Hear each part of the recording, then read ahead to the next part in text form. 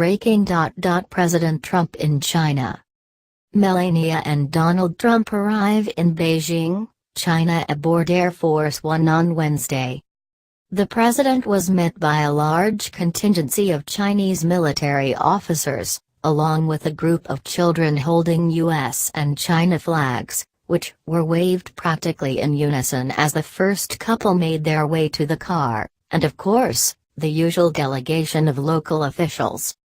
This was by far one of the largest contingents on hand to welcome the president so far this trip. Donald Trump will receive an honor in Beijing not granted to any U.S. president since the founding of the People's Republic of China, official dinner inside the Forbidden City. When Trump and his wife Melania land in the Chinese capital Wednesday, they will join President Xi Jinping and his wife, Peng Liyuan, for a tour of the Forbidden City, the historic palace that housed Chinese emperors and their families for almost 500 years.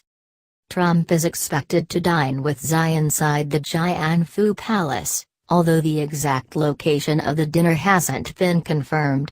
The building dates back to the 18th century and was fully restored in 2005, making it one of the most well-preserved parts of the palace complex. Wherever he dines in the Forbidden City, Trump will be the first foreign leader to have an official dinner in the palace since the founding of the People's Republic in 1949. Trump to become first foreign leader to dine in Forbidden City since founding of modern China. Donald Trump will receive an honor in Beijing not granted to any U.S. president since the founding of the People's Republic of China, official dinner inside the Forbidden City. When Trump and his wife Melania land in the Chinese capital Wednesday, they will join President Xi Jinping and his wife, Peng Liyuan, for a tour of the Forbidden City, the historic palace that housed Chinese emperors and their families for almost 500 years. Trump is expected to dine with Xi inside the Jianfu Palace, although the exact location of the dinner hasn't been confirmed. The building dates back to the 18th century and was fully restored in 2005, making it one of the most well-preserved parts of the palace complex. Wherever he dines in the Forbidden City, Trump will be the first foreign leader to have an official dinner in the palace since the founding of the People's Republic in 1949. Then U.S. President Barack Obama tours the Forbidden City in 2009. Dining in the Forbidden City will be a significant honor for Trump, in keeping with what China's ambassador to the U.S. Gui Tenkai promised would be a state visit plus. The Chinese government know who they're dealing with, said Beijing-based historian Jeremiah Jen. It's another in a long line of fairly shrewd moves by the Chinese government and something Trump is going to be very impressed with. Originally constructed in the early 1400s, the Forbidden City is considered to be among the most important architectural and cultural monuments inside China. Designed to reflect the majesty of the emperor, the vast walled complex consists of over 90 palaces and courtyards of varying significance. The site is currently undergoing major renovations, and areas previously not accessible to the public are being opened up. Some of those spaces are incredibly opulent and done with a much greater level of detail than the public areas, Jen said. I'm sure he's going to be in for quite a treat.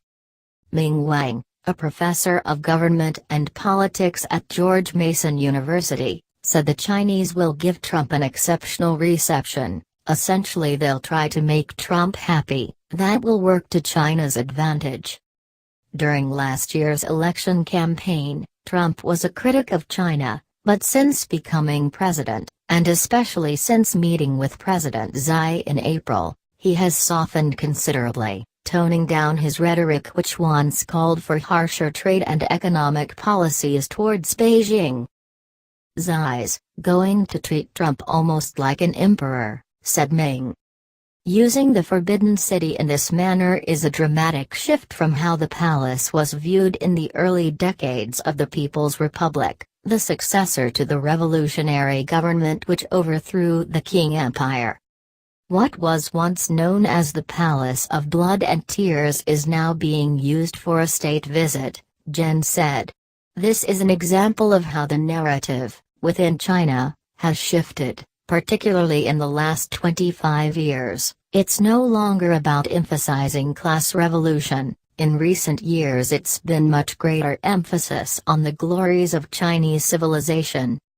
China visit. Trump's visit to Beijing comes on the back of successful trips to Tokyo and Seoul, where he was lavished with praise by Prime Minister Shinzo Abe and President Moon Jae-in. While both those leaders are key U.S. allies, Trump will be facing a much more formidable task in China, where he will be hoping to get support from Xi for reining in North Korea's nuclear and missile programs, as well as trade issues. Ahead of leaving Seoul Wednesday, Trump tweeted he was very much looking forward to meeting with President Xi, who is just off his great political victory, referring to the Chinese leader's shoring up of power at the 19th Communist Party Congress last month. At a joint press conference with South Korea's Moon Tuesday, Trump emphasized how important China was to the North Korea issue, saying Xi has been very helpful. "We'll find out how helpful soon," he said. "China's out trying very hard to solve the problem with North Korea.